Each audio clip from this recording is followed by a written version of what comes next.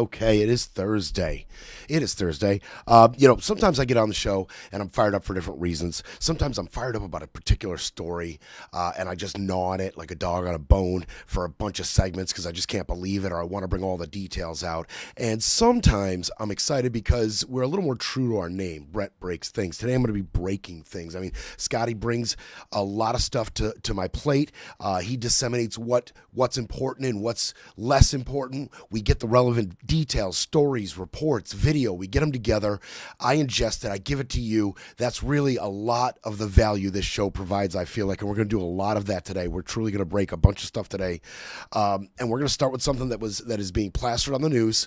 And I'm going to look at it like I look at all of this stuff. I mean, obviously, I've got a left lean to me, and I think that's speaking, conservatively. But I also think Scott says, yeah, you're probably right. I'm a domestic terrorist. Let's just be honest. I am definitely on that list. I probably am. We'll get to these lists. So we'll talk about the lists. But yeah, I've got a little bit of a leaning, but I feel like a lot of our value is being honest about some of this stuff, like we were with Ilhan Omar. And as they want to open that door of finances in Congress, let's first be honest about Ilhan Omar and what she may or may not have done. And then we were very honest about some fine Republican representatives and lawmakers and what they are doing and what might be done about it. We're honest about it. And we're going to be honest about this first story as well. 100% honest. And it's making the rounds because it's in motion. A dozen FBI agents have descended on Fulton County, Georgia, the elections office, this big warehouse where it's part administration, part where they count the ballots. They have descended. Okay. Donnie, he can't keep anything quiet. He can't keep anything under the cuff. Thank God for that. He's very bad at sneaky. He's good at bigly, strongly, quickly, and in violation of your constitutional rights. He's not good at sneaky. He's not, hopefully, geez, God. This idiot. You could have seen this writing on the wall. He did say, what did he say, this guy? At Davos, in front of the whole world, one of his little tidbits in front of the world at Davos at that World Economic Forum in Switzerland, he said he vowed to arrest the people in connection with what he claimed was voter fraud in 2020. He said, quote, people will soon be prosecuted for what they did. This is what he was talking about. It was in motion. Somebody, it was like, look, do we have to tell Don? You got to tell him. You got to tell him. They told him, and then he told the world. Well done, Don. Well done. So yeah, this has been in the works. It's also been in the works because there were signs of it, right? At the time, you don't really know what things mean, but then in context of a thing like an FBI raid on the election offices in Fulton County, Georgia, things like Kash Patel firing the head of the the Atlanta Bureau's head office. Okay, the FBI, the head FBI agent in that area was fired about a week ago by Kash Patel. About a week before, okay? So Donnie goes to Davos talking about people are about to get arrested. And around the same time, Kash Patel fires the head of the Atlanta FBI Bureau. Okay, what did he say? His name's, by the way, Paul Brown, I believe. Yeah, Paul W. Brown. Fired just a week before this. What did he say or not say? What did he do or not do? I really hope we hear from Paul Brown in the next couple weeks on this. Why he was forced right out by Kash Patel a week before this FBI raid took place. They descended with a warrant signed by Magistrate Judge Catherine M. Salinas. Catherine M. Salinas, she signed the warrant, okay? There's a few little weird things about this that it's all gonna play out. It always does. The story first comes to me and we report on it, and there's always aspects of early stories where I'm like, this is weird. I want to hear from him. I want to see how that happens or how that plays out or the investigation into that. And this is one of those stories for sure. It's very raw. It's very new. It's happening in real time. And one of the weird things about this is the prosecutor named to the search warrant is from Missouri. He's the interim U.S. attorney for the Eastern District of Missouri, Thomas Albus. An interim U.S. attorney from Missouri is the prosecutor named on a search warrant for an FBI raid in Fulton County, Georgia. Very weird. Very weird. Okay. Now, a copy of this warrant was viewed by the New York Times. Okay. And it requires a search of all physical ballots from the 2020 general election, as well as ballot images, any images produced by the ballot voter rolls. Scanning the ballots. They also want the voter rolls, so they want images, physical ballots, and voter rolls, as well as tabulator tapes, which is like a receipt per vote. The tabulator tapes, they want it all. They want all of that. Okay? They're going to get it. The warrant says the records were sought as part of an investigation into violations of a federal law against destruction of election-related records. That's one. So you can almost call that accusation one. You've been destroying records to cover up your crimes. Two, it's another statute that makes it a crime to knowingly procure fraudulent voter registration or fraudulent votes. Okay, so the warrant wants to know if they destroyed any voter information and evidence, and if the state, or the county rather, knowingly accepted fraudulent registration or fraudulent votes. Okay. They've got a couple targets. They got a couple targets here. We'll see who gets swept up in this. This move goes right in lockstep, however, with an overall nationwide push by this DOJ to get their hands on voter registration information, your social security number, voter rolls, right?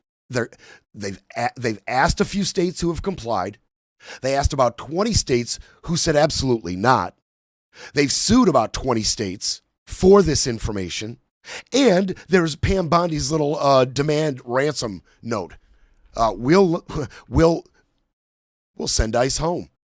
You won't have this federal presence if you repeal all your sanctuary city policies.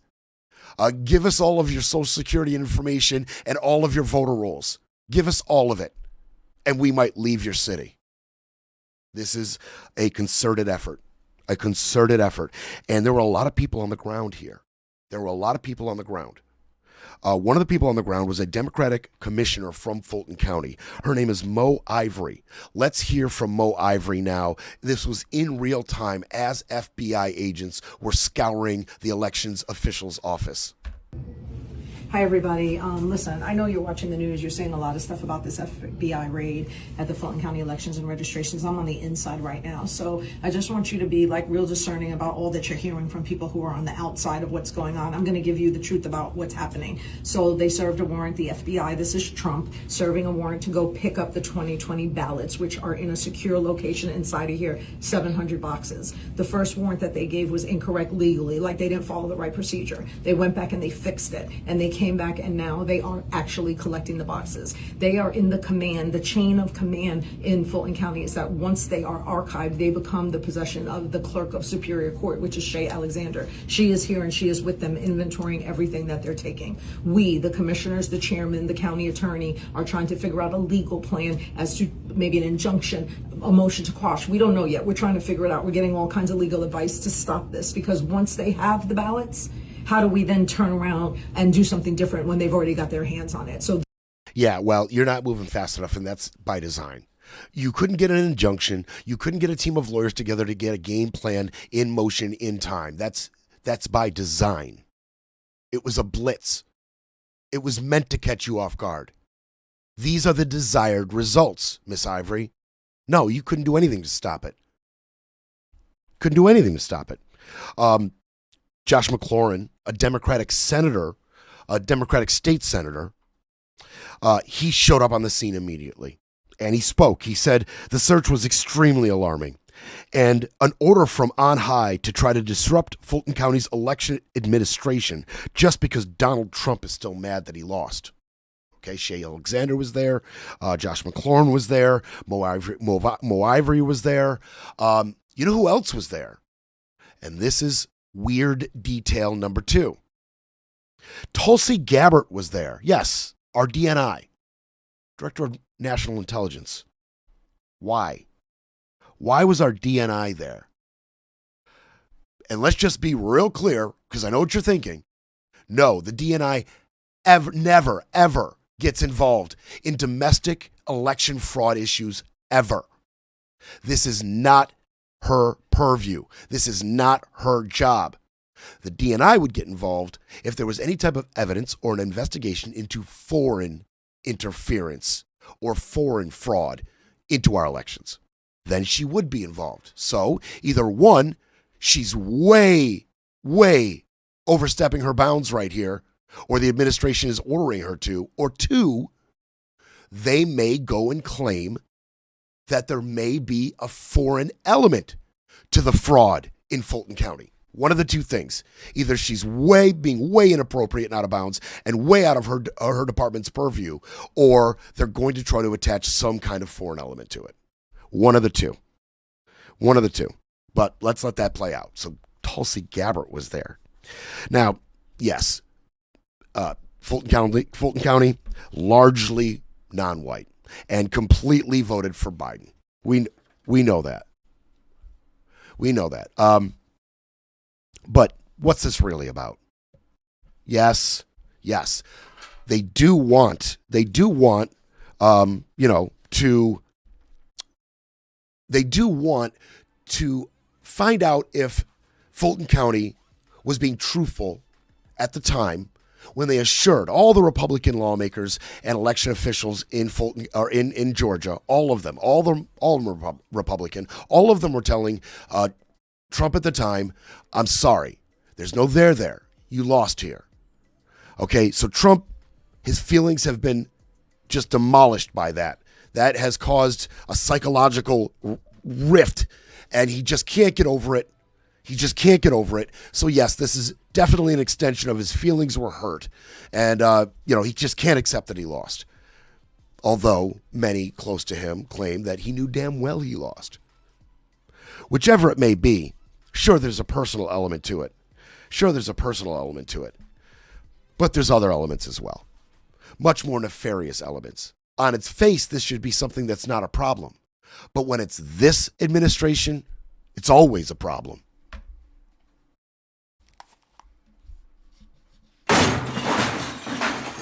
It's time for a quick break, then we break some more. You're listening to Brett Breaks Things.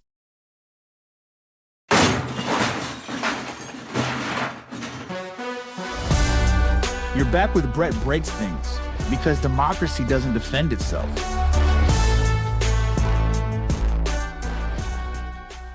Previous review has shown Fulton County elections are fair and lawful, and the outcome of the 2020 election will not change, period. Let me talk about voter protections. Now, we do not know where our election records have been taken or what will happen to them now that they're out of our control. While they were here, they were safe and they secure. Once they left Fulton County, our election center, I don't know where they are. I don't know who has them. I don't know what they're doing with them. We can no longer be held responsible for those ballots and other data that was seized yesterday. But what I'm hoping that we will stand together to ensure that no data is ever weaponized. Okay, so he's saying it. That's the problem.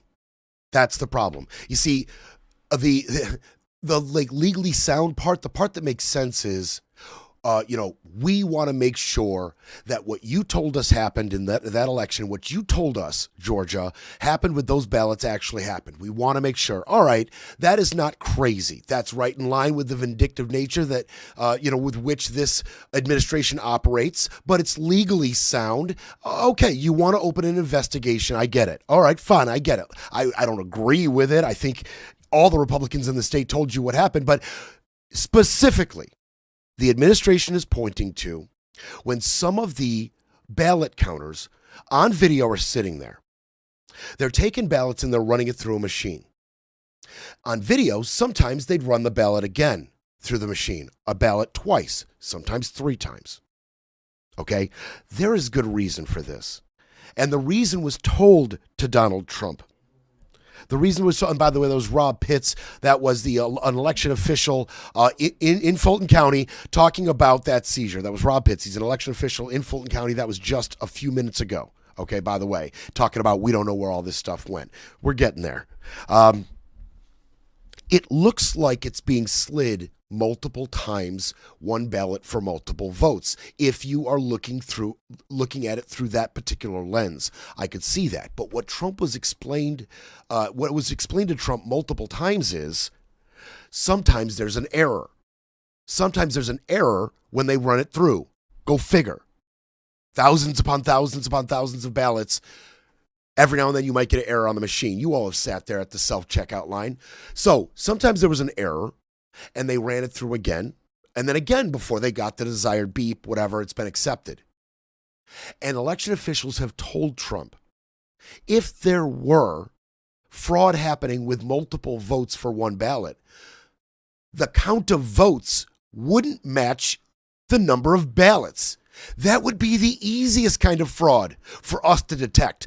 We love you, cult leader Trump. We want you to be president. We want you to win here. We want these things, but that would be the most discernible fraud. That would be the easiest one to catch. We would love to catch that, but it didn't happen. Sorry. Okay, that's what they're talking about. That's the part I get. I get you've got your newly fresh weaponized FBI that you can send, in hunting for anything you want, and this is what you want to hunt for. Okay, the part that's a problem is what Mr. Pitts was saying. You absolutely cannot trust this administration with those ballots. They are going to pull voting registration information from you. They're going to pull how you voted, who you voted for. They're going to try to purge that database. And when they accidentally purge thousands of people who should not be purged, oops, sorry, we'll do better in the future. Can we trust them with that data? Can we trust them not to alter or destroy evidence like they're trying to accuse Fulton County of doing? I trust Fulton County a whole lot more than I trust Kash Patel's FBI. I tell you that right now. That is the problem. That is the problem. If there's just a flat, honest, transparent investigation into the claims in Fulton County in 2020, if it was just a fair, honest, transparent investigation and no fraud happened, nobody should have a problem with any of this, except it's Kash's FBI. It's Kash's FBI. That's the problem. What they do with the data. That is the problem. That is the problem with this entire administration. That is the problem with ICE right now. Our data. I began to tickle this subject a little bit a couple days ago, talking about, how they track us, why they're tracking us. Oh, it's much worse than we thought. More reporting is coming out. People are coming out of DHS, anonymous sources, talking to reporters, contributing to op-ed pieces about what exactly is happening within DHS right now. We're talking about DHS lawyers going on the record, anonymously, on the record, talking about what they're doing with our data and our rights and lists that we may or may not be on. Oh, yeah, lists. Lots of them. Lots of them. Okay. Thanks to the $75 billion that the One Big Beautiful Bill afforded ICE last summer, ICE has been on an absolute spending spree. Oh, yeah, big time, big time. And a lot of it is on surveillance. And all of this started when the White House expanded ICE's duties from just, investigating undocumented immigrants to investigating anti-ICE protesters and antagonistic groups and domestic terrorists. They expanded the duties of ICE and gave them a whole bunch more money to perform these new duties. Investigate anti-ICE protesting. That is a wide net. That is a wide net. And they have spent a whole lot of money on this new effort. A whole lot. Okay. First, we're going to talk about the facial recognition data. We're not going to spend a ton of time on it because we talked about it already. NEC's Mobile Fortify, right? Mobile Fortify. They hold your face to this mobile app, or they can do fingerprints, by the way. And immediately they come up with all sorts of information by your fingerprints or your facial recognition, including your your immigration status or any biographical information they may have on you. Immediately, boom. They also have an app in conjunction with this that does your iris scanning from B12 Technologies. And that can get a read on you from 15 inches away, and it can give you even more data, much more data. Stuff, when we talk biographical, we're talking deep details about who you are socially, legally, genetically. ICE, CBP, NEC, and B12 Technologies declined to respond to comment on any of that. Okay, that's for the facial recognition, but it gets worse. Now let's talk about their new license plate readers. Oh yeah. They ordered a mobile license plate reading device that is put on cameras on mounted poles. It's little cameras on mounted poles across the city. And they bought this from Motorola. It's two-part. They bought the license plate scanners from Motorola, which can search for vehicles all over a wide area. It can immediately search for certain license plates. Okay, but not just that. That technology, that device, which can search just seconds, have all the license plates in a certain area. It is in conjunction with a contract they signed with Thomson Reuters database. Thomson Reuters database has 20 billion images of license plates in a database that they can cross-reference with their real-time license plate readers to know exactly who all of those license plates that they're getting right now in real time are. We've got your number. We cross-reference that with our database, and we know who you are and where you are right now by license plate. Great. Wonderful. Motorola and Thomson Reuters declined to comment. That becomes a bit of a theme. They declined to comment. Let's get even worse. What if it's not my car? What if I'm not in a car? Okay? Let's talk about your cell phone location. Again, we just tickled this a little bit a few days ago. But it gets really bad when we get to the cell phone location. Okay? Really bad. It's not just cell phone location. It's location plus databases. Do you see how this works? Location plus database. Location plus database. We're talking real deal enemy of the state stuff here. We're going to get into this cell phone location. You're going to love this. You're going to love the deceitful, nefarious methods they're using to get your cell phone location data. Find out where you are right now. Not just that, though. I mean, real deal, futuristic, enemy of the state stuff here. And again, I mean, we can't sit here and be shocked that they're coming up with new and better ways to stop crime. We can't be shocked at that. But it's in relation to this administration's philosophies. That's the big problem here. You can't trust these people with this kind of data collection.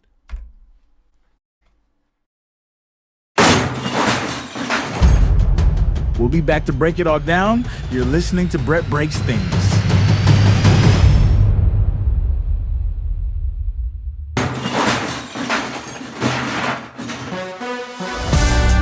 Brett Breaks Things, fighting for America one mic drop at a time.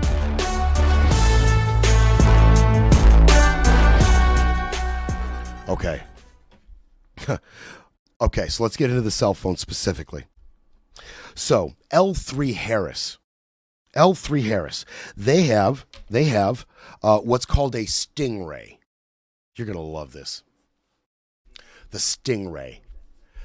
Okay, so when you have a cell phone, your cell phone is constantly trying to find the strongest cell tower it can access at all times to give you the strongest signal at all times. As you travel across the city or an area, you will go from cell tower to cell tower immediately, whatever's the strongest.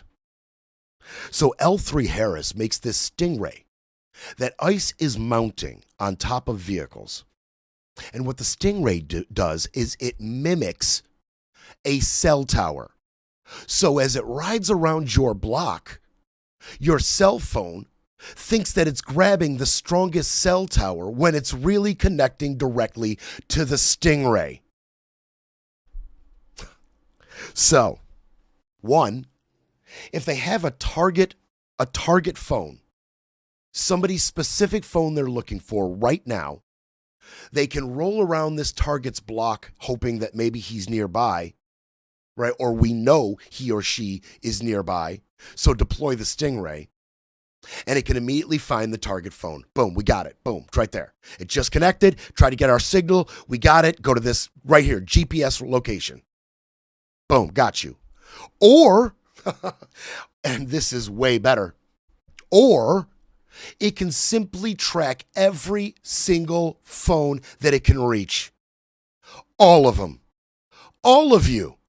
Right now, without being notified, without your permission, they're just grabbing, they're mimicking a cell phone tower and grabbing your phone's location and data.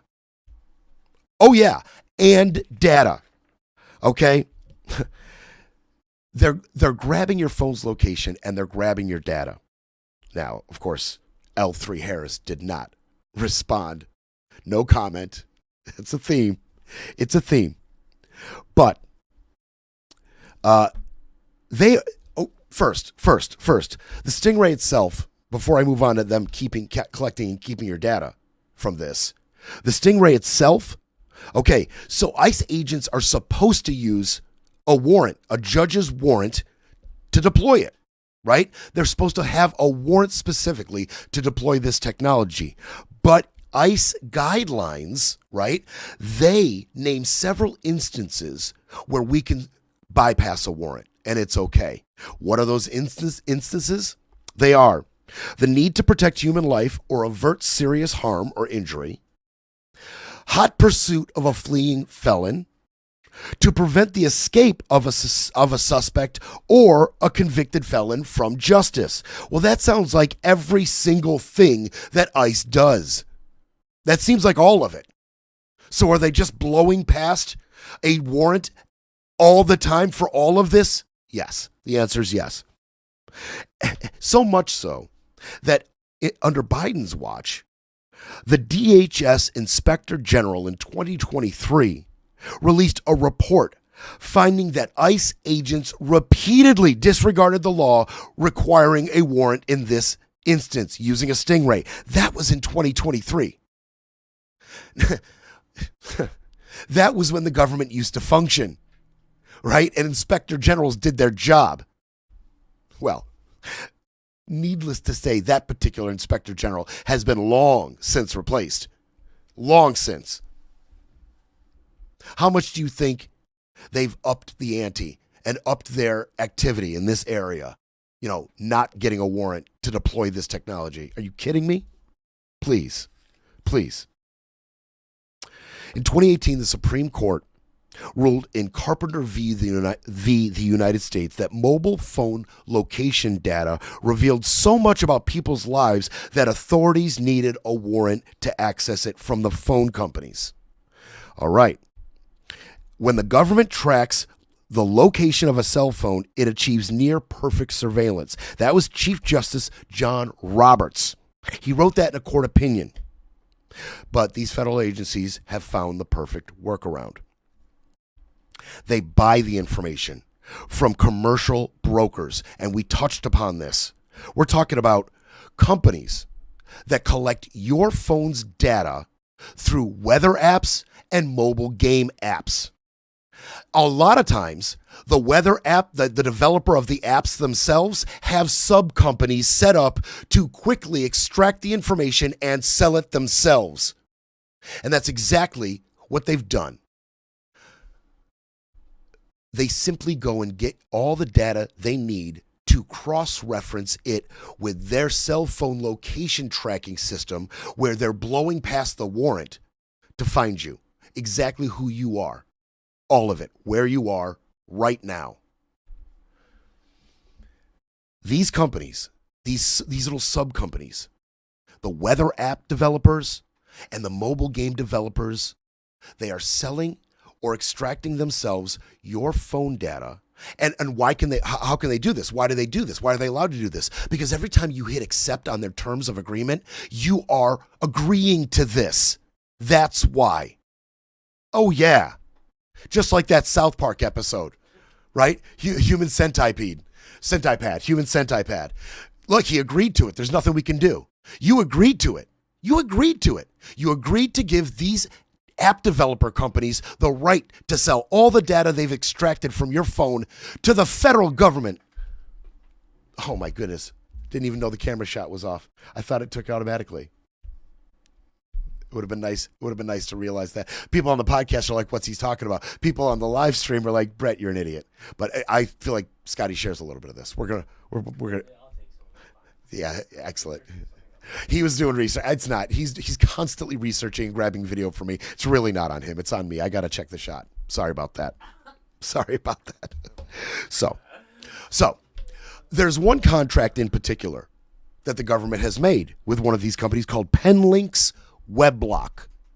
Penlink's Webblock is a geofence. It's called a geofence reference database. So as they get your cell phone location, and if they know who you are, now they've got all of your data, where you've been, what you surf on your phone, the things you've been doing on your phone.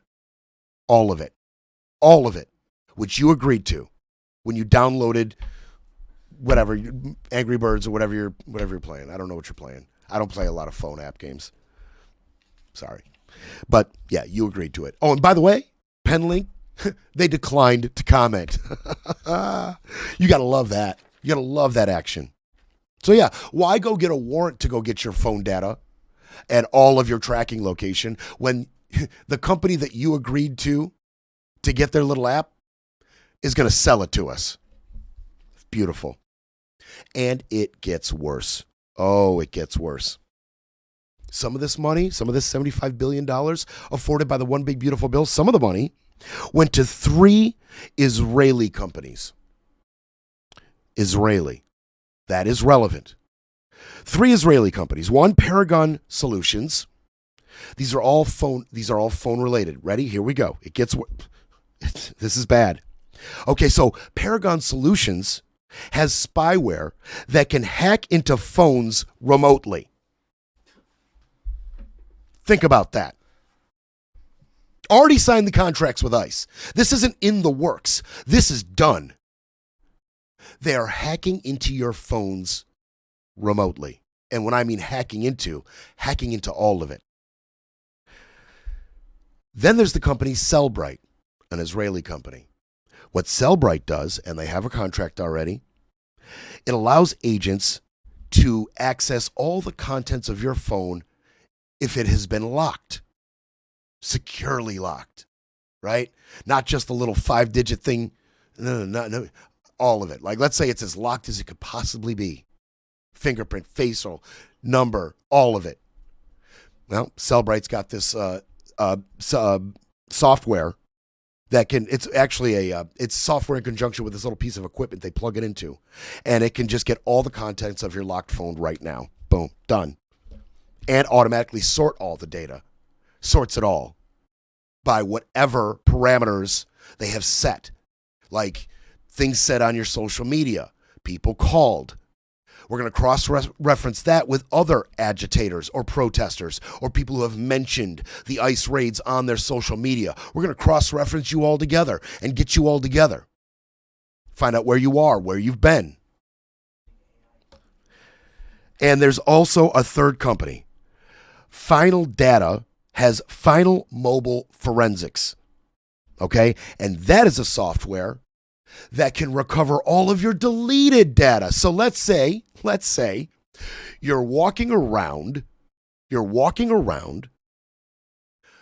a locked phone that has deleted data on it.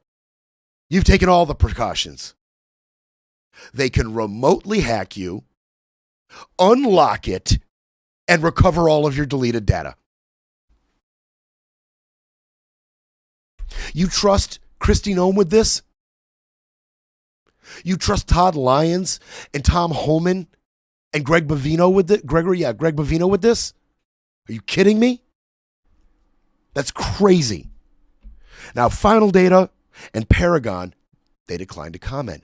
But lo and behold, Cellbrite commented because of all of these methods, and especially these three companies' applications. This one is the one that's got a little out for them. They don't hold any real responsibility at all, and they don't really have to comment about the political climate and nature of which their apps have been applied. They don't have to worry about it. Why? They tell you in a statement. They said in a statement that its contract with DHS is for national security investigations. Cellbrite's technology is forensic, requiring a physical possession of a device and appropriate legal authority. And they're right, technically. Hey, our contract with DHS is, look, what our device does is if you have the phone, you plug it in. And to have the phone physically, you have to have legal authority to have that phone. So our stuff's all above board. Thanks for playing. And then to top it all off, and by the way, they use all of those AI software companies, tech, like Palantir, to cross-reference all of this data that they've been collecting that I've been describing you with all of their watch lists and all the data that all the other agencies have, the FBI, the CIA, DHS, CBP, ICE. They all cross-reference all of their data and all of the assumptions that they make about who you are and who the people who you hang out with are and the things you've been doing and the things you've been saying, where you are, whose car you're traveling in, what you've got locked in your phone. They're cross-referencing it all in AI databases and creating their lists. And to top it off, they've got these new drones they're using, already been deployed in Los Angeles, these MQ-9 Predator drones. They use this in the Air Force. General Atomics Gorgon Stare, multiple cameras that see everything within 40 square miles in high definition. And they just spent another $500,000 to purchase more. Breaking politics, breaking narratives, breaking news. But first, we need a coffee break.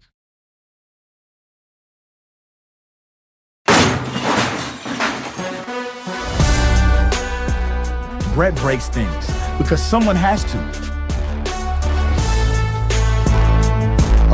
Okay.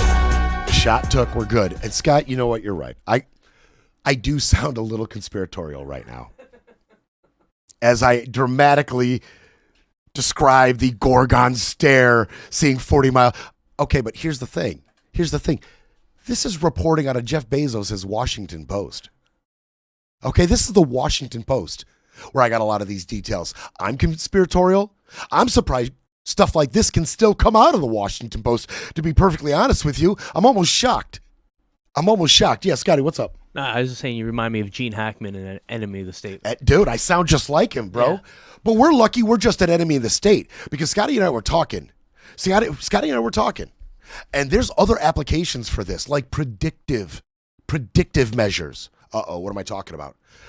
Tony and the girls and I, we just watched Minority Report. I love that movie. I try to watch it every few years, Minority Report. Love that movie.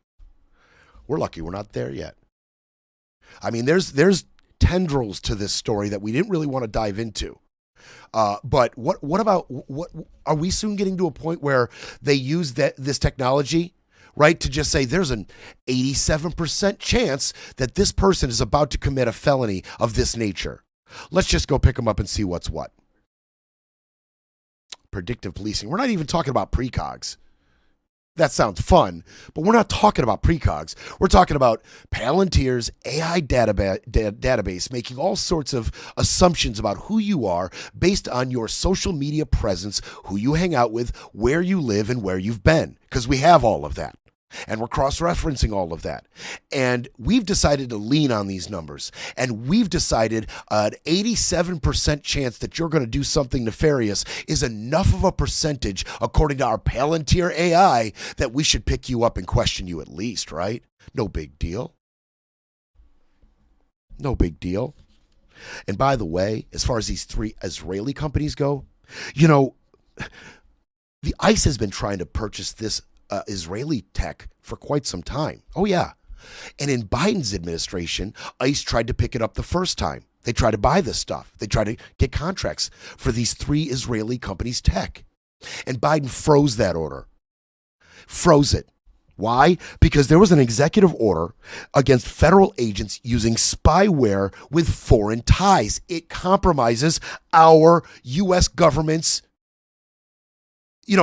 intelligence. It makes us vulnerable, possibly, to foreign interference, invasion, surveillance, whatever. It's clearly a bad idea. And so Biden didn't allow it. It was one of the first things that Trump undid when he got back in office. Let's get it over to him. Stat. Just keep that in mind. Keep that in mind. And, and I just want to end, as far as the technology is concerned, you can't be shocked that they're coming up with new and better ways to stop crime or find criminals. Of course they are. Of course they are. And if that's what they were doing, stopping crime or tracking down real criminals, this would all be very exciting and it would make us safer. But when you use this kind of technology to facilitate violating our rights, now it's dystopian. Now it's Big Brother. Now it's dystopian. And this is the worst case scenario administration to get its hands on this kind of data. Why? For all of the obvious reasons, let me give you another reason why this is so damn nefarious. Ken Klippenstein, independent reporter, 2 DHS sources, one of them a lawyer, DHS lawyer, both anonymous, went to Ken Klippenstein and went on the record. Ken Klippenstein has done phenomenal reporting. Go to klippenstein.com. Check it out. He has done phenomenal reporting on the watch lists that they are putting you on, me on, Scotty on, based on all of this data that they are collecting. Sorry, Scott. Okay, so Department of Homeland Security spokesman Tricia McLaughlin. What does she have to say to all of this watch list talk, all of this database talk? This is what the DHS spokesman had to say. There is no database of domestic terrorists run by DHS. Boom. Great. Thanks, Tricia.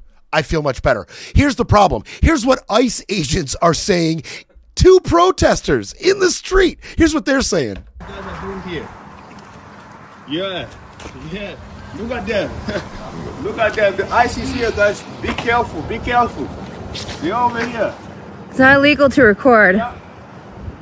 Exactly. Yeah. That's what we're doing. Yeah. Why are you taking my information down? Because we have a nice little database. Oh, good. And now you're considered a domestic terrorist. So We're videotaping you?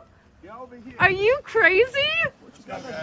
No, they're not crazy. They're following protocol laid out by DHS Secretary Kristi Noem. So Tricia McLaughlin says there is no database of domestic terrorists run by DHS. That agent must have missed that memo. I mean, and even if he hadn't missed the memo, if Tricia says there's no database, then don't worry about it, right? He's talking about a fictional database, right? He's just making stuff up. He doesn't mean it. Well, Tricia, You are lying to the American public. You are lying. And in this instance, I'm going to trust that ICE agent. In this instance, he's to be trusted. I trust what he's saying. And two sources out of DHS are saying the exact same thing. Now, this is separate from that wonderful little presidential memorandum, NSPM 7, that required that the DOJ, Treasury Department, State Department, and DHS coordinate to target domestic terrorists, organized political violence, and not make this list public. That was a presidential memorandum telling us that there is a list. I don't know if you got that memo, Trisha. Maybe there's just a real bad lack of communication, right, going on here, from the agents to the spokespeople to the administration. Maybe they're just not all on the same page. Agent says they're a database. Our DHS spokesman says no database exists. Our president puts out a memorandum that says we're creating a domestic terrorist list. I'm getting mixed messages out of you guys. But I think the message is actually pretty clear. Tricia McLaughlin's job is to come out and lie to us, and she does it famously. And she has done it here once again. According to these sources out of DHS, two senior security officials, one of them a lawyer, quote, there are more than a dozen secret and obscure watch lists that Homeland Security and the FBI are using to track protesters, both anti-ICE and anti-Palestinian, Antifa, and any others who are promiscuously labeled domestic terrorists. Anybody like that young lady filming ICE agents. She is now a domestic terrorist.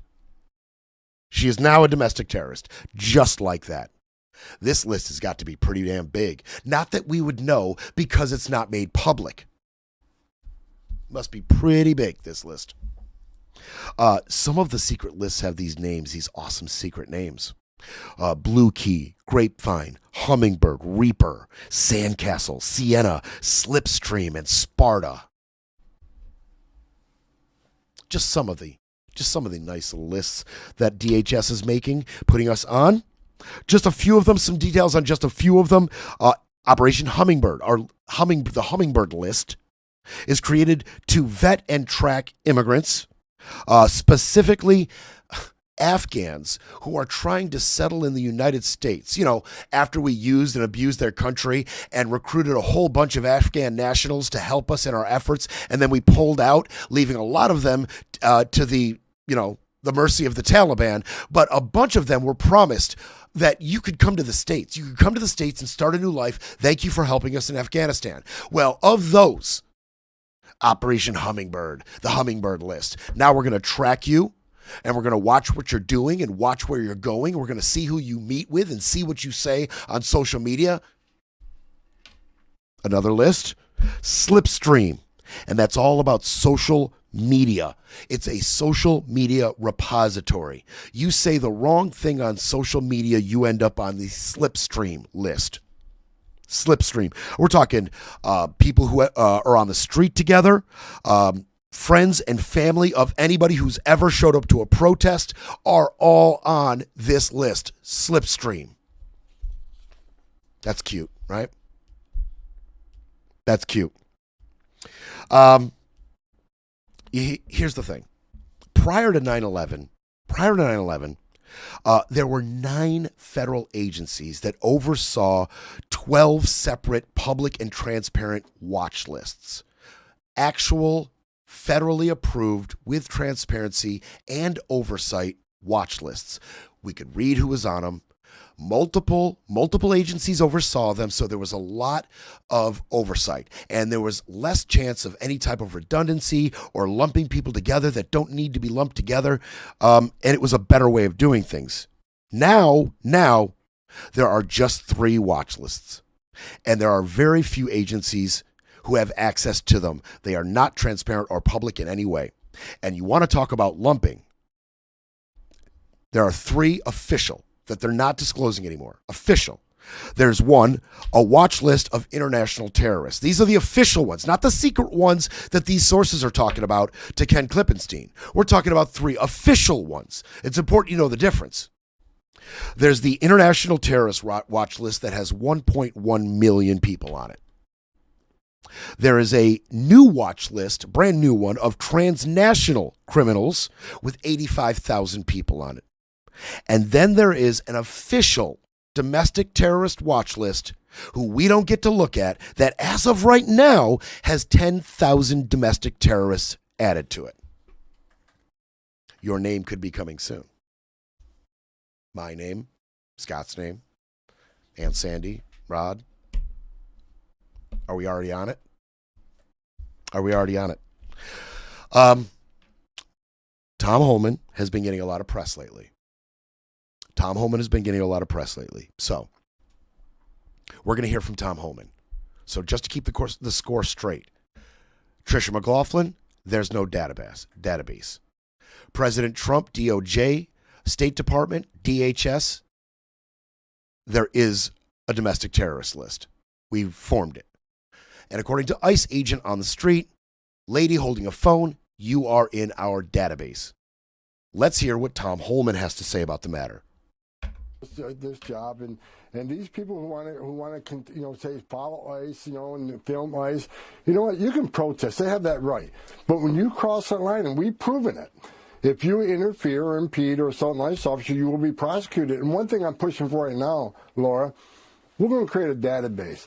Those people that are arrested for interference, impediment, assault, we're going to make them famous. We're going to put their face on TV. We're going to let their employers in their neighborhoods, in their schools, know who these people are. Because as you said, a lot of these people, they say they're taking time off work to protest. I bet you a lot of them are calling in sick. I bet you a lot of their employers don't know what they're doing. But we're going to make sure everybody knows who they are. We're going to broadcast. They want to broadcast the ICE officer that was nearly killed all over the internet. We're going to broadcast every one of these people we arrest. That was Tom Homan 2 weeks ago. So, if we're keeping score, ICE agent, there's a database. Tom Homan, there's a database. The Trump administration, we've created a domestic terrorist list. Tricia McLaughlin, there is no database. The ball's on her. And I don't even mean to lie to us like this, because it is lying. She knows as well as all of those other people that there is a database. It's the fact that she would be so comfortable saying that on the record when we have access not just to the facts, but to what people within DHS and the administration are telling us. You are just an idiot. You are just so irrelevant. You are so incapable of accessing facts, and if you do, you're incapable of digesting them properly. Just listen to what I say. I'm coming back for overtime. I'm not done yet. I'm coming back for overtime. It's time for a quick break, then we break some more. You're listening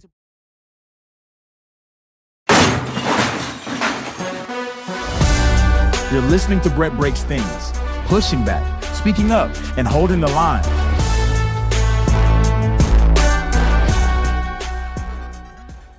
Okay, I'm going to move quickly in overtime here because I got a bunch of things I still want to get to. But as far as these watch lists go, just let's keep in mind that under the Privacy Act, the government is prohibited from collecting and retaining information about Americans exercising their First Amendment rights like protest, which is exactly what they're doing. It is exactly what they're doing. Okay? Now, there are exceptions to this. But DHS and the FBI and the DOJ have absolutely declined to present any of those exceptions or how any of those exceptions would be acceptably applied to Minneapolis and what's happening. They have not offered any explanations about why they can violate our rights. That is why there's going to be a flurry of civil suits in the wake of this, because they are violating our rights over and over and over again. And I've explained to you the means with which they are doing it. You are on lists. They're tracking everything you do, everything you say, everywhere you go, and they're putting you on lists. And all of it is verifiable. Thank you, Ken Klippenstein. Thank you, Axios. Thank you, Washington Post. Please come behind me. You think I'm being conspiratorial? Fine. But please come behind me and check all that I'm saying. Check it all. All right. We're going to switch gears again. I gave you some details that Alex Preddy had a run-in with ICE prior to his slaying. And so I'm going to quickly bring you it, and I'm going to say a few things about it, and we're going to continue to let this play out. We're going to continue to see, we're going to wait and see if state and local officials are allowed to actually investigate what happened there. We're not going to wait for the DHS investigation and a possible referral to the DOJ from them. That is wishful thinking at best.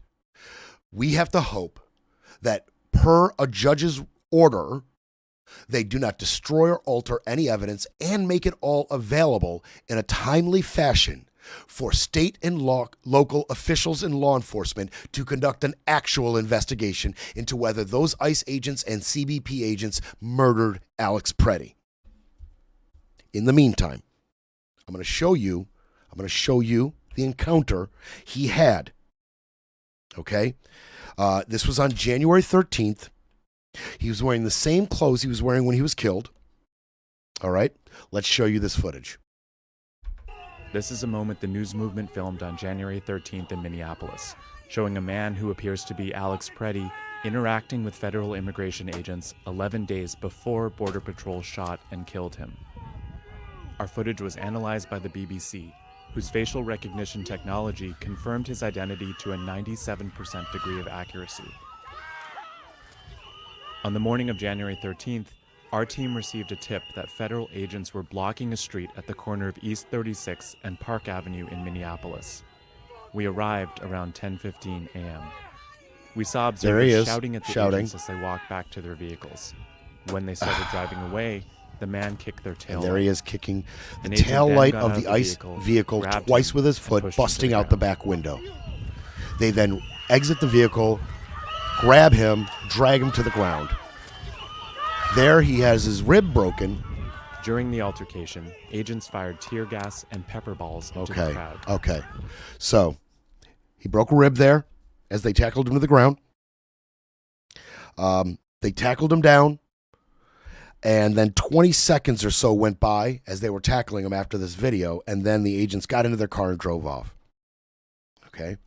And as Preddy got back to his feet after the incident, a gun was clearly visible in his back waistband. Okay. All right. Now, first, I want to say this, and we're just going to keep it moving because I got to break more stuff.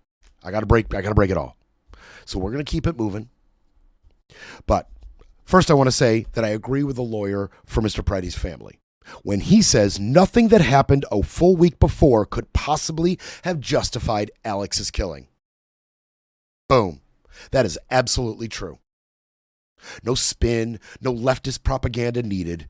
There was nothing that I saw in that video that would ever justify what they did to him. Flat out, period. That being said, should he be kicking ICE vehicles? No. I'm surprised he lived through that encounter. With a gun in his waistband, actually damaging federal property. I'm absolutely shocked he lived through that. I also feel like if Alex knew that he was capable of doing something like that, like kicking out the back window, and he knew he was capable of it because he had done it. So Alex Preddy himself, knowing full well that he could be enraged to the point of crossing the line, went back out with a gun in his holster. It feels like his behavior somewhere in the mix could have been amended and he would still be alive. I feel like some things could have been done differently on his part as well.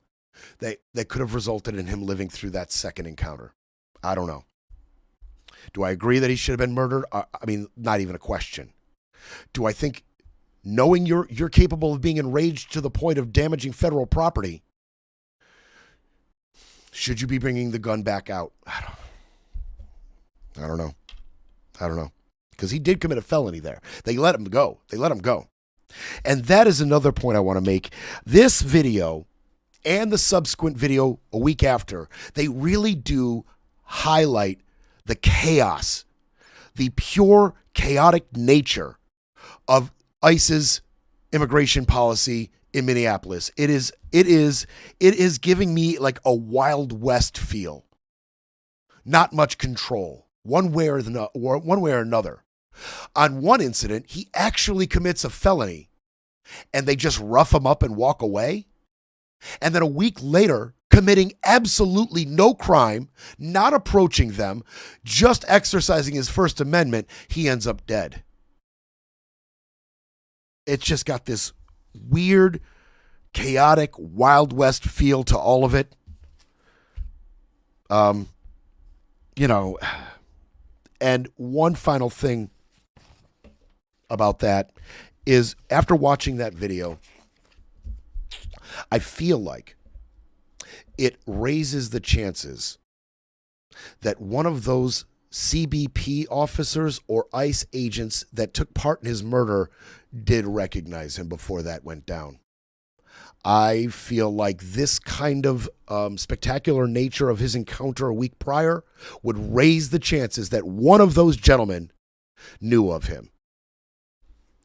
I would love to see that particular thread get pulled in a trial for these gentlemen. We'll keep it moving. I did want to mention real quick, just to show you what they do, this push and pull, this optics game they play. There were 17 criminal charges against protesters and demonstrators throughout the entire month of January. 17, not a whole lot, right? Not a whole lot, considering the scene in Minneapolis that Noam describes and Bovino describes and our president describes that seems to warrant the necessity for 3,000 agents, right? This chaotic, disruptive impediment, these crazy agitator, demonstrator, protesters, like the scene that the picture they're painting would lead you to believe there was a whole lot more arresting going on. But in truth, there had only been 17 charges filed against protesters through the whole month of January. Well, there are 16 brand new charges, and I guarantee you there's going to be a whole lot more coming on the heels of this. 16 new charges have been filed on protesters and demonstrators by the DOJ. They're doing this, one, to counterbalance all of this new talk of lessening the pressure. They got to counterbalance it. They're also, in my mind, trying to counterbalance the fact that the DHS, even though I don't think it's an actual investigation, they say they're investigating the conduct into those ICE agents that killed Alex Preddy. They said publicly that they're investigating these officers' conduct. So I believe, in part, this is a counterbalance measure, right? We're saying these things about softening, lessening, but we still got to be bigly, strongly.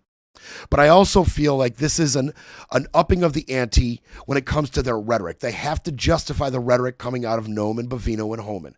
They're saying that it is a near insurrection level impediment of law enforcement duties happening in Minneapolis. But we don't really have the numbers to back up what we're saying. So we're going to go get the numbers to back up what we're saying. And we're going to go charge dozens of people, and I guarantee it'll end up being dozens, possibly hundreds, in the next few weeks to justify the nature of the ICE activities that we're getting film of and stories of and court hearings of. They got to justify it. There's a few instances here as I poured through some of these cases. I just want to make this point. There's a few instances here.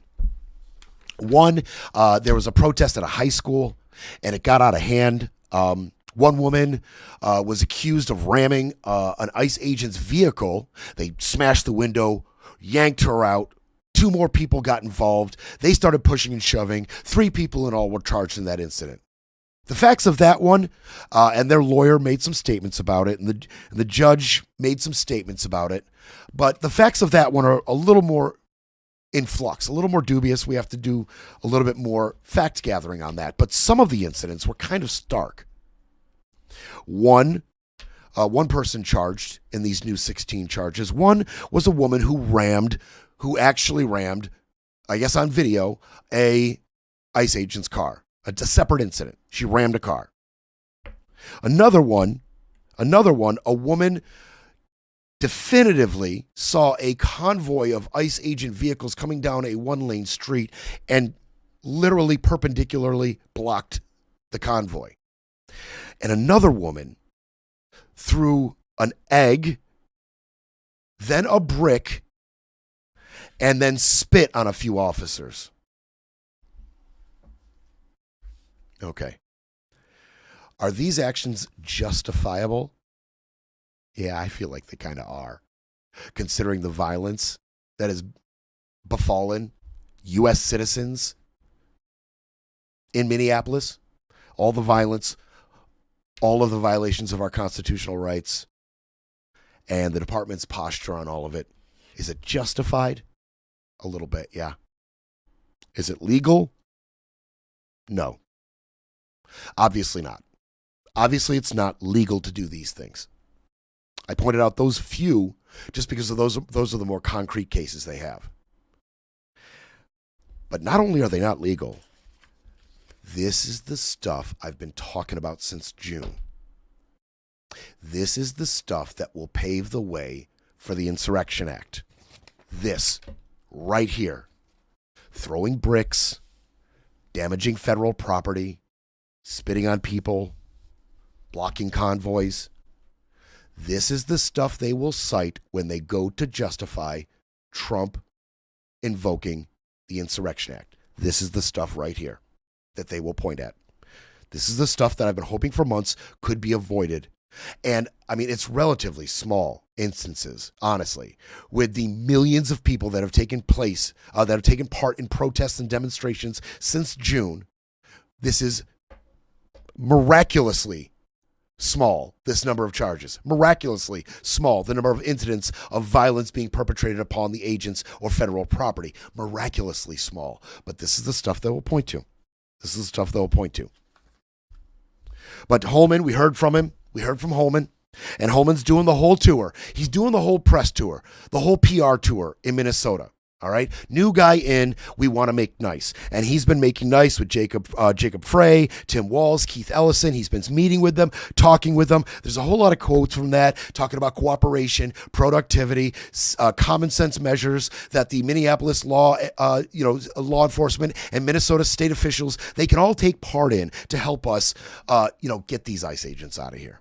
It can be possible. Holman's telling them, it's possible to get these ICE agents out of here. You just got to play ball. And he's out there making nice. He did say one thing that I found a little reprehensible.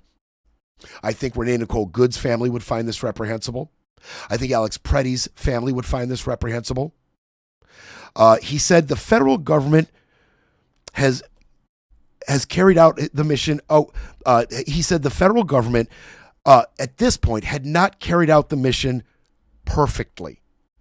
Perfectly. You dare invoke the word perfect when describing this mission? Now, that was like the only admission you'll get out of any of them, that anything wrong might have happened. But if you want to be honest and you want to actually make inroads with the community, why don't you be honest and say the killing of Renee Nicole Good and Alex Preddy were tragedies that should have never happened? Those instances weren't just imperfect, Tom. And what you said there is a bit reprehensible. Be honest. You want to make real inroads with the community, be honest.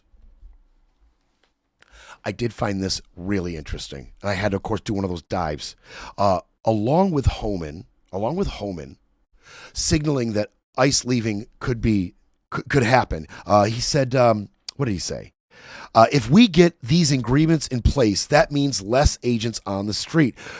He talked about a measure where they'll take some of the ICE agents and federal presence in the area and move them into the detention centers to do security there and do their work there. And he's saying less agents on the streets, more agents in the jails. That's less conflict, okay? And he says, this common sense cooperation will allow us to draw down the number of people we have here. Okay. He's signaling it. along with Bondi's letter and what Holman's saying here, there's a real signal that this nightmare in Minneapolis might come to an end soon.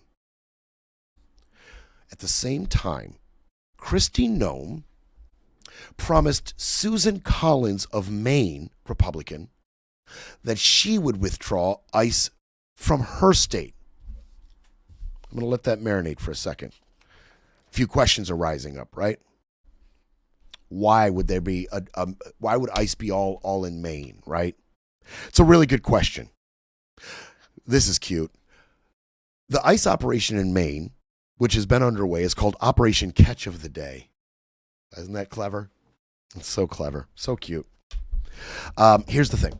Only 4% of Maine has an immigration population. You know, a legal one that they track in the census. Only 4% has a 4% immigration population. 4%. This operation, Operation Catch of the Day, has targeted 1,400 people who they call are the worst of the worst, right? And they've been doing a miniature version of what's happening in Minneapolis in Maine. Mostly, I think, Portland and another city. Another city as well. Just two real cities that have any type of immigration presence. So 4% are immigrants. So much less than that are undocumented immigrants in Maine. Why? Why Maine? Why Maine? Well, I think it could be as simple as this. As many of my audience knows, Maine and Nebraska are two unique states when it comes to the election, the presidential election. Their electors, they go independently. Okay, it's not a statewide sweep. It's not a statewide one pledge towards one candidate or another. Nebraska has five electoral votes, right? 5 electoral votes, and Maine has 4, and they all vote independently in the presidential election, right? And in Maine, 3 of them voted for Kamala. 3 of them voted for Kamala. 1 for Trump. I feel like it could have been just that simple. We've got for the most part, blue state, although it's considered a little closer to purple, but for the most part, a blue state that definitively did not vote for Trump. We know it. Let's get them. Only 4% immigrants in that state. I mean, what that tells me is nobody in that state is really affected by the documented or undocumented immigration population of that state. Their lives just aren't affected by them in any way. They really aren't. But yet we're going to conduct Operation Catch of the Day. It is, I believe, was just another vindictive measure. So why are they withdrawing them? I mean, let's continue down this logistical path. Okay, that might be why Operation Catch of the Day was there in the first place. Vindictive reasons. So why are they pulling out? I think I know. We've been talking about the winds of change, and Kristi Noem is going to lose her job. We've been talking about that. Well, she's got a hearing on March 3rd, and possible articles of impeachment making their way through the House. She may be trying to curry favor with a Republican should there be bipartisan support for impeaching her. She's going to need all the friends she can get, like Susan Collins. So, the conversation I think that may have happened was, Susan, are you with me or are you against me? Because if you tell me you're with me and you tell me you won't impeach me and you tell me you won't go on, on the record like Tillis and Murkowski have, then I'll pull my ICE agents out right now. Just tell me you won't impeach me. And I'm thinking that's exactly what happened. A little quid pro quo. All right, get the ICE agents out. Stop this little miniature nightmare in my state. Stop polarizing my state. Stop having people look at me in my state in your policy in any way. And okay, fine, I won't impeach you. That's what I think happened there. Good for the people of Maine. Good for the 1,400, I guess, people on that list. You got away with one. If you're truly the worst of the worst, y'all got away with one. Amend your ways, you worst of the worst. And for the rest of the 4% of the immigration population in Maine, just, right? Wipe your brow, keep your head down, keep trucking. Keep chasing that American dream. It'll be a little easier now. A little easier. All right, we're going to end with this. There is a funding problem. The story's starting to metastasize and grow a little bit because we may be facing a partial shutdown. As you know, a lot of you know, the temporary measure that was agreed upon last year, at the end of last year, where our ACA subsidies were flushed down the toilet, and a bunch of Democrats got on board with the temporary funding measure. That temporary funding measure to reopen the government went to January 30th. Tomorrow. That's right, tomorrow. Now, a funding measure did pass the House. We talked about it. It funded all the big ones that are going to be unfunded should this not pass. It funded all of them, including DHS. And there was a similar argument in the House as there is going on right now in the Senate over this funding. You see, the Democrats, before they'll get on board with funding these agencies, they want changes. They want changes in DHS policy. And I got to be honest, although every single one is absolutely necessary and should have already been done and completely justified, that it's not going to happen. We're going to have this partial shutdown because they're asking for too much. And everything they're asking for is, like I said, completely justified, but they're asking for too much. They're withholding funding from DHS and, in extension, all of these other major departments because of a few things that they want changes on. You want to hear what they're asking for? Here's what they're asking for, and this is important because to fund these agencies, the Senate needs 60 votes. 7 Democrats have to come across and fund this stuff in the Senate. Here's what the Democrats are asking for. 1, they want all federal agents to wear masks. 2, they demand that all federal agents wear body cameras and carry identification on them. 3, they want to get rid of all roving patrols. You know, Greg Bavino and his little SS guard there roving around Target, picking up U.S. citizens, beating them up and dumping them off in Walmart parking lots. They want that to end. And another thing they want to require warrants issued by a judge for arrests and searches. You know, America. Habeas corpus and all that. Fourth Amendment and all that messy deal. You know, our constitutional rights to be adhered to. That's a big demand, right? Oh, shudder at the thought, huh, Republicans? Asking that DHS adheres to the Constitution. 5, they want the federal agents to be subject to the same use of force policies that apply to state and local law enforcement. That seems simple as well. Why would ICE be allowed to resort to draconian medieval tactics when state and law enforcement officials have very clear rules about these things that make sense and are constitutionally sound? That's 5. And 6, they want anybody and everybody involved in a shooting by an officer or an agent to be subject to an independent investigation if they have been accused in any way of any wrongdoing. Clutch the pearls, Republicans. Clutch your pearls. How dare the Democrats ask that anybody involved in a shooting be investigated? How dare they? I'm going to be honest. They're trying to kill all the fun of being an ICE agent, aren't they? Who's going to sign up for this? I mean, what upstanding, self-respecting white supremacist would sign up for ICE if you've got to be restricted by these kind of demands? Use of force, constitutional rights, investigations into my actions, identifying myself. This is taking all the fun out of ICE. You're trying to kill everything. You're trying to kill their recruitment effort. I mean, this is all the fun stuff. Schumer said, no more anonymous agents, no more secret operatives. These are common sense reforms, ones that Americans know and expect from law enforcement. If Republicans refuse to support them, they are choosing chaos over order. Okay. All right. Of course you say that, Chuck. You have to say that. That's exactly what you do say in that moment. Thank you for the talking piece. And you are right, Chuck Schumer. You are absolutely right. If they don't adhere to, our constitutional rights, they are choosing chaos over order. Violations, unlawful actions over order and what it is to be in the United States. That is definitely what they are choosing. John Thune, he is, of course, offering resistance. Of course he is. And it's funny because he's offering resistance to what appears to be possibly something the president's on board for. Let me explain.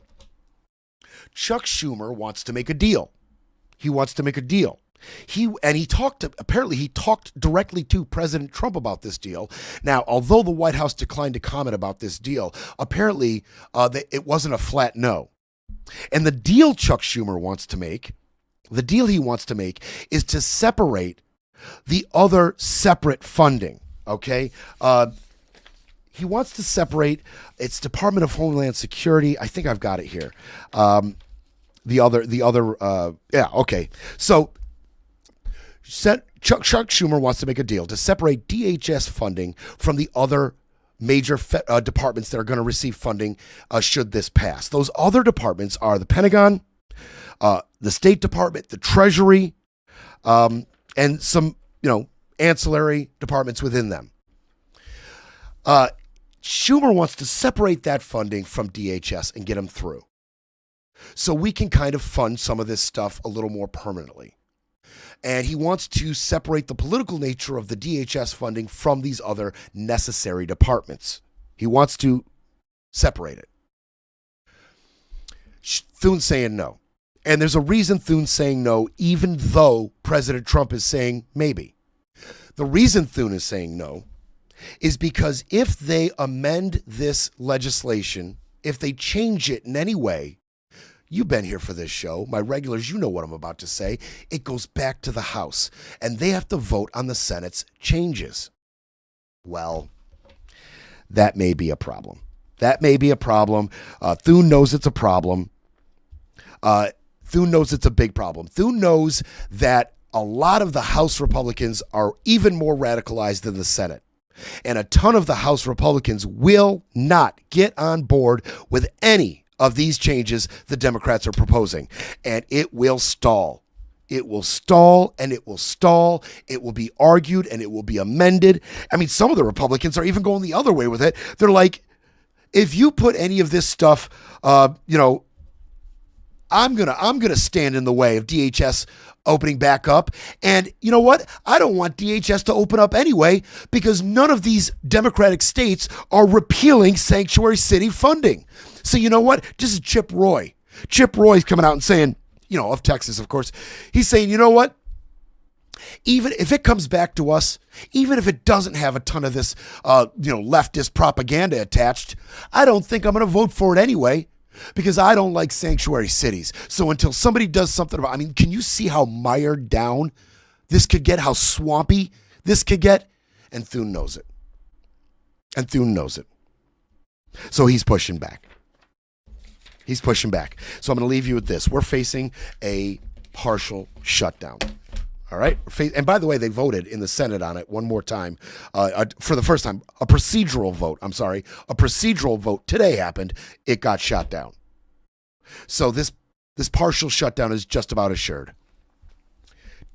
We'll find out tomorrow. But what is going to be open and what is not going to be open? Okay. About $1 trillion is wrapped up in this funding bill. About $1 trillion wrapped up in it. The Interior Department, that will still work. That's national parks and museums.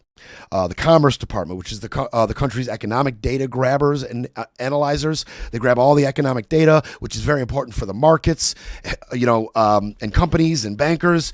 That will run. The Agricultural Department, that will go. That's SNAP. Thank God we're not going to have that stupid fight again. Immigration and Customs Enforcement, ICE. Well, it's their funding we're talking about here, right? It's their funding on the line. Like I told you yesterday, don't cry for ICE, Argentina. Don't cry for ICE. They've got a $75 billion gift from the one big beautiful bill that they haven't blown through yet. Oh, they'll be fine. This will continue. This whole nasty immigration policy will definitely continue through a partial shutdown. Don't you worry about that. Also, the post office, that will continue functioning. That will continue functioning. Social Security, that will continue functioning. What won't? Labor Department, TSA, State Department, Housing and Urban Development, Transportation, they will all shut down. So we're going to have that little TSA drama all over again. Sorry, TSA workers. How many of you have found new employment since the last shutdown? As you have been a political football getting kicked around, these senators who will never feel the pain. Never feel the pain of a shutdown or, an affordability crisis or not getting your SNAP or not getting your Social Security, not knowing what's covered, not knowing who you can go to, VA being shut down. They don't care. They'll never feel this, but you do, don't you, TSA?